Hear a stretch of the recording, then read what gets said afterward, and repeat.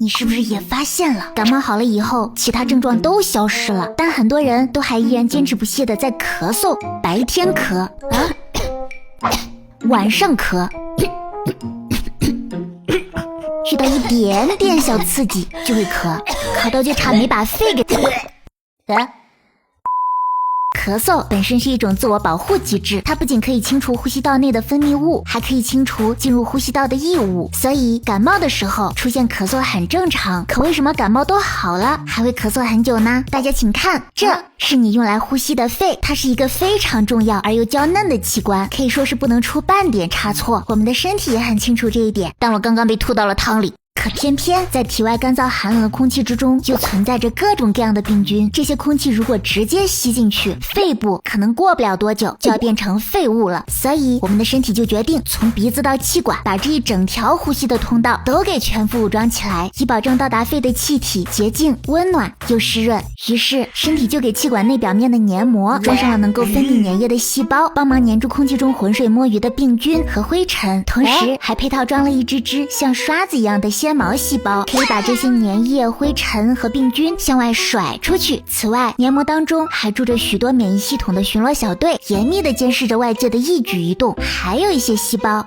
腿抬一下让一下啊，则能够往外分泌出 SIGA 这种东西，也就是黏膜的消毒液。好啦，现在这条路可谓是层层设防，万无一失了。但有的时候，那些包裹病菌的粘液积累太多，细胞又毛毛扫不动，就需要借助点外力。这时他们就会扯一下旁边的神经，让他赶紧把这事儿传到脑袋里一个叫做盐水的地方，让上面想办法把这团东西给弄出去。盐水知道消息后，很快就想出了一个解决方案，既然在一个通气的管子里，那让肺用力吹气把它吹干净不就行了？妙啊！于是咳嗽就出现了，一切都是如此的完美。然而再精密的保护，也总有被狡猾的病菌钻到空子的一天。当你的呼吸道黏膜抵御不住一波又一波病菌的袭击，最终就会在免疫系统和病菌的混战中被破坏的一片狼藉。所以在一场感冒过后，即使病菌被打跑了，身体却还要肩负重建家园的重任。这时的呼吸道由于黏膜被破坏，露出的神经就会变得异常敏感。之前的时候有黏膜细胞们在前面挡着，等到他们解决不了去求助神经的时候，你才会咳嗽。而现在裸露在外面，从没有经历过这种场面的神经，即使只是受到了一点点外来的寒冷空气、灰尘、烟雾的刺激，也会变得不知所措，着急的让你不断咳嗽，生怕再被病菌们打进来。啥玩意儿啊？不会又是细菌吧？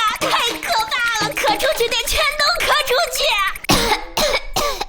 而另一方面，鉴于保护的这么周密的呼吸道都能有病菌溜进来，这让刚被身体召集过来战斗完的免疫细胞们很是不放心，于是他们打算在这里多待几天，加强防守。但这些草木皆兵的免疫细胞们严抓严打，干什么的？我就是1/3粒小小的花粉，看起来黄不拉几的，带走。我就是路过的话都说不利索，看了。这也导致呼吸道炎症持续存在，让呼吸道对外来刺激更为敏感，容易咳嗽。怎么还有这么多免疫细胞啊？周围一定还非常危险。什么奇怪的味道呀？得咳出去，全都咳出去。